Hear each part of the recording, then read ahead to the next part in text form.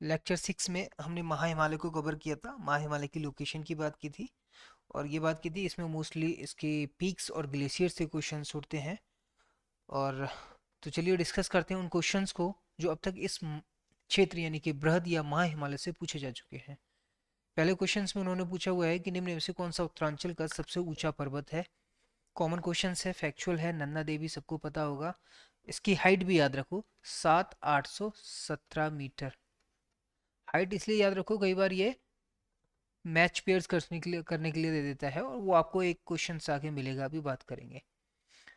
Second question में पूछा है उत्तराखंड के निम्न पर्वतों में से कौन सी श्रेणी सबसे ऊंची है। सेम क्वेश्चन रिपीट है और दोनों पीसीएस में पूछे गए, एक 2002 में, एक 2006 में। नंदा देवी हो जाएगा।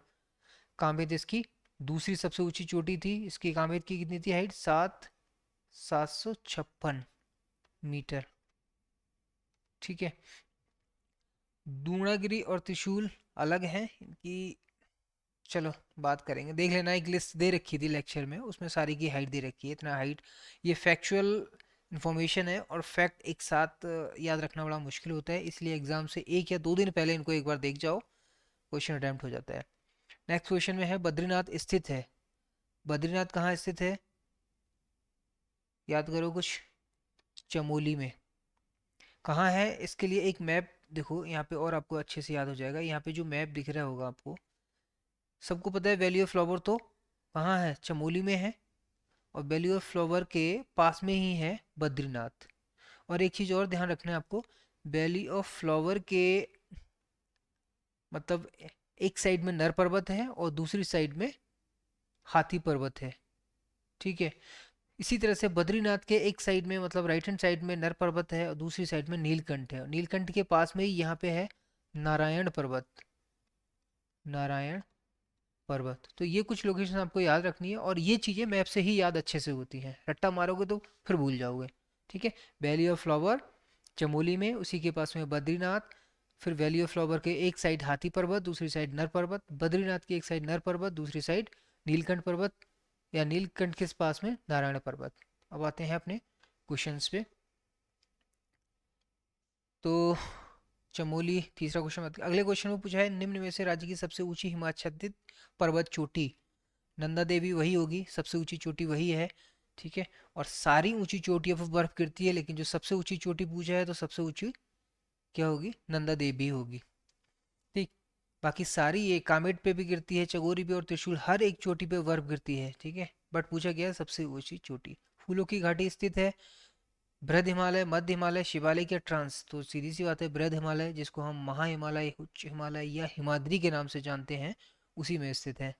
अभी बात करती है राज्य में मुख्य केंद्रीय भ्रंश रेखा कहाँ स्थित है। अब देखो यहाँ पे उसने बोला हुआ है मुख्य। अब मुख्य में क्यों रिपीट कर रहा हूँ, जब हम अ, लघु हिमालय और दून घाटी की जो हमने पढ़ा था, तो हमने यहाँ बात की थी कि यहाँ भी एक तरह का फॉल्ट डेवलप हुआ था। उस फॉल्ट या भ्रंश की वजह से मध्य हिमालय ऊपर को उठने लग गया, जिसकी ओल्ड रॉक ऊपर उठी। और जो इसके पास का जो एरिया था, दून घाटी वाला एरिया है, नीचे को धंसा। इस तरह से यहाँ पे घाटी, एक तरफ घाटी एक तरफ पर्वत का निर्माण हुआ। तो ये भी एक तरह का भ्रंश रेखा है, मतलब मध्य और दून घाटियों को भी कहीं ना कहीं भ्रंश रेखा ही अलग करती है। बट अगर मुख्य रेखा की बात की जाए, तो मुख्य रेखा होती है किसके बीच में? मध्य हिमालय यानी लघु हिमालय और बाह्य हिमालय के बीच में। नहीं, बृहत हिमालय। बृहत और बाह्य में थोड़ा सा कंफ्यूजन हो रहा है। तो बाह्य तो शिवालिक हो गया, ये तो मतलब ही नहीं है। ठीक है। हम किसकी बात कर रहे हैं? बृहत मतलब महा हिमालय। महा हिमालय को बृहत कहते हैं और मध्य हिमालय को लघु कहते हैं। ठीक। तो आंसर हो जाएगा इसका डी, बृहत, महा और मध्य हिमालय के बीच। बाह्य शिवालिक होता है तो ये नहीं होगा। ठीक है। अगला क्वेश्चन है निम्नलिखित शिखरों में से कौन सा एक उत्तराखंड में स्थित नहीं है। नंदाकोट बिल्कुल है, तो हमने पढ़ा था। चौखंबा भी है, दूनागिरी भी है, चमोली में है। कुल कांगड़ी नहीं है, तो इसका आंसर हो जाएगा सी। कुल कांगड़ी शायद नेपाल में है, देख लेना मैप में। ठीक है। उत्तराखंड में निम्नलिखित में से कौन सा भ्रंश लघु और महान हिमालय को अलग करता है। अभी हमने बात की थी मुख्य सीमांत भ्रंश, मुख्य केंद्रीय भ्रंश। अच्छा, ये थोड़ा सा ट्रिकी क्वेश्चन है, यहाँ पे ध्यान रखना है, एकदम टिक नहीं करना है। क्या पूछा है इसने? मुख्य सीमांत भ्रंश और ट्रांस हिमालय भ्रंश, मुख्य केंद्रीय भ्रंश और मुख्य नहीं है ये अल्मोड़ा भ्रंश। तो अल्मोड़ा भ्रंश नहीं होगा, जो नहीं है पहले उसको हटाओ। अगर कोई ऐसा ट्रिकी क्वेश्चन फंसता है तो उसमें जो आंसर नहीं है उसको पहले हटाओ। अल्मोड़ा भ्रंश नहीं होगा, ट्रांस हिमालय भ्रंश नहीं होगा। अब मुख्य, सीमांत और केंद्रीय। तो सीमांत से कहीं ना कहीं थोड़ा सा कॉमन सेंस लग रहा है कि ये हिमालय की एक्सट्रीम पे होगा, मतलब सीमा पे, या तो उत्तरी सीमा या दक्षिणी सीमा। तो सीमांत तो नहीं बेसिकली, क्योंकि लघु और महा हिमालय यानी मध्य और महा हिमालय उत्तराखंड के कहीं ना कहीं बीच में पड़ते हैं। तो आंसर सी होना चाहिए इसका। होना चाहिए क्या? आंसर सी ही है। ठीक है, इस तरह से ट्रिकी क्वेश्चंस में थोड़ा सा गैस कर सकते हैं, इससे पॉसिबिलिटी होती है कि आंसर ठीक ही होगा।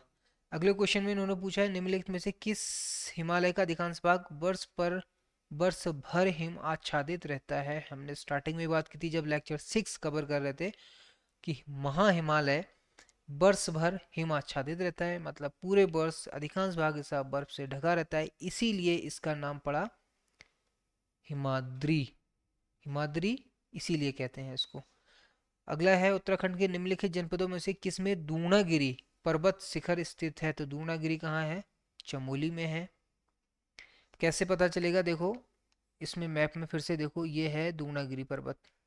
ठीक, और ये वाला जो रीजन है ये मोस्टली चमोली रीजन का आता है, इसलिए पता चल गया हमें ये चमोली कहाँ होगा, दूनागिरी वाला है रीजन।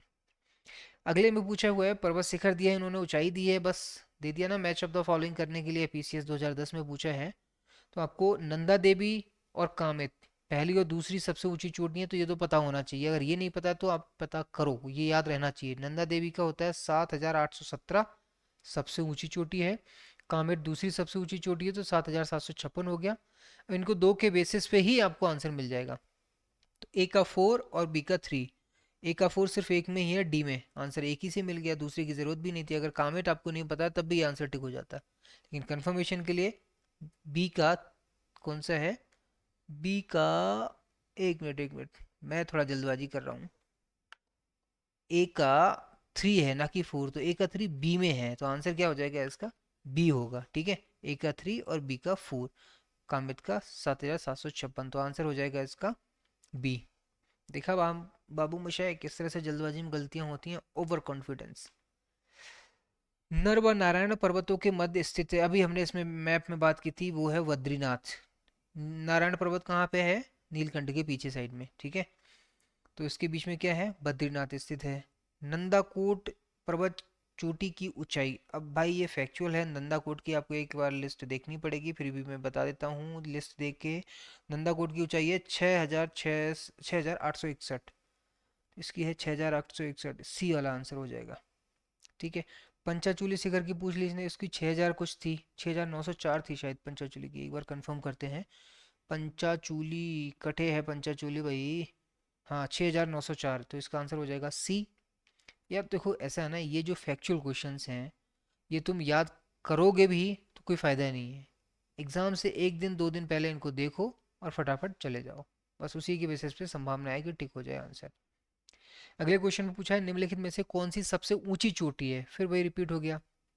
लेकिन यहाँ पे इसने स्मार्टनेस दिखा दी, इसने नंदा देवी नहीं पूछा, इसने चारों चोटियाँ अलग दे रखी हैं जो अब तक हमने पहली दूसरी में नहीं पढ़ी और तीसरी में भी नहीं है इवन।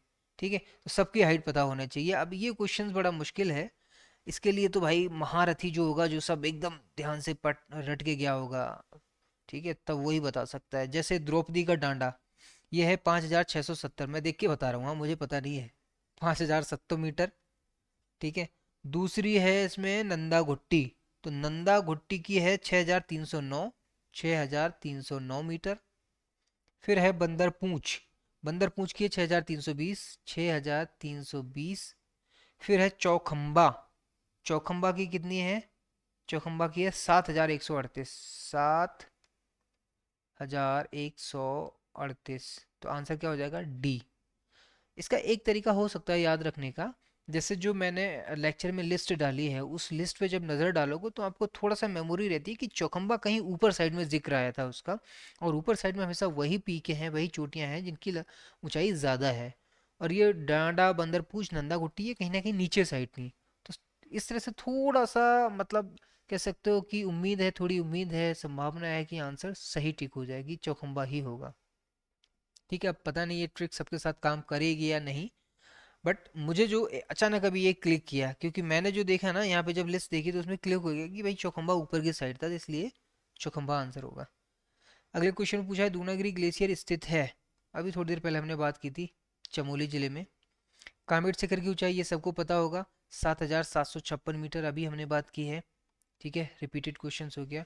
उत्तराखंड का सबसे लंबा हिमनद कौन सा है? ये सबसे लंबा हिमनद है गंगोत्री। अलग से जब ग्लेशियर्स पढ़ेंगे तो उसमें डिटेल में बात करेंगे। ठीक है। उत्तराखंड की दूसरी सबसे ऊंची चोटी कौन सी है? कामेत, अभी बात की थी हमने, 7,756 मीटर। ठीक है, ये मीटर में है, हाँ। तो ये थे कुछ क्वेश्चंस जो महा हिमालय या बृहद हिमालय से पूछे गए थे। कोशिश ये करना आप लोग कि ज़्यादा से ज़्यादा इस गूगल मैप को यूज़ करो, इस तरह की पिक्चर्स को यूज़ करो, क्योंकि ये पिक्चर्स और गूगल मैप ही हैं जो आपकी मेमोरी को परमानेंट बनाएंगे, रिटेन करेंगे। ठीक है, तो चलिए मिलते हैं अगले लेक्चर में, जिसमें हम बात करेंगे लास्ट भौगोलिक विभाजन की, जिसको हम कहते हैं ट्रांस हिमालया।